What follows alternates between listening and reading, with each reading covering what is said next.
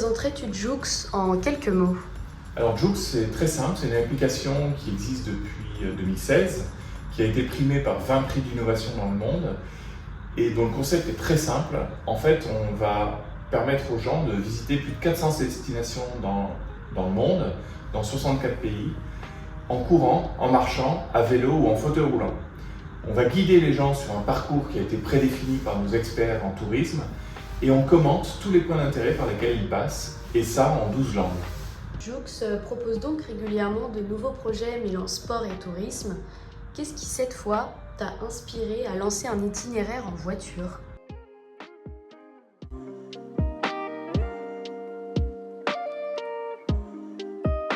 Alors c'est vrai que l'itinéraire qu'on fait en voiture n'est pas forcément dans l'ADN de l'application qui mêle sport et tourisme. Alors, en fait, c'est du tourisme sportif qu'on fait, du tourisme actif. Et là, on fait du tourisme assez passif puisqu'on est assis dans une voiture. Ceci dit, notre technologie nous permet de faire cette application. On l'avait déjà fait pour des clients comme la RATP par exemple ou Transdev dans des bus.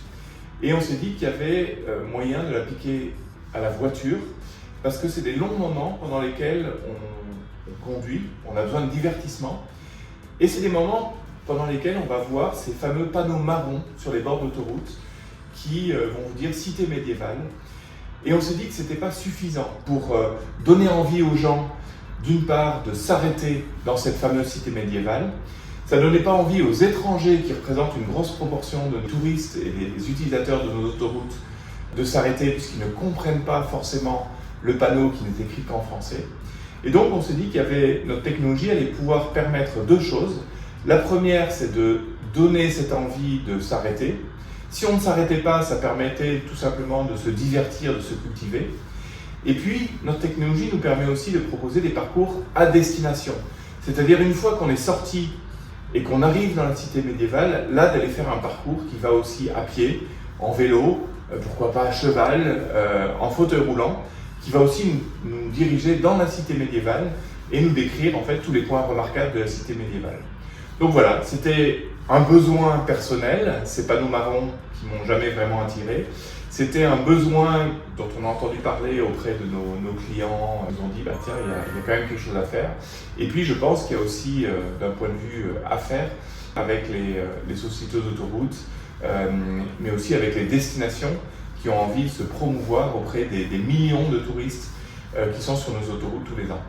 Et qu'espères-tu qu'elle va apporter aux utilisateurs? Divertissement et la culture à l'utilisateur lui-même, c'est-à-dire la personne qui branche l'application dans sa voiture. Elle va permettre aux destinations de promouvoir les points remarquables qu'elles ont à offrir. Elle va permettre aux destinations aussi de faire marcher le commerce local. On l'a vu, généralement, quand des gens s'arrêtent dans une destination avec Jouxx, ils dépensent en moyenne 16 € lors de leur arrêt et même 123 € par personne s'ils passent la nuit donc dans la destination.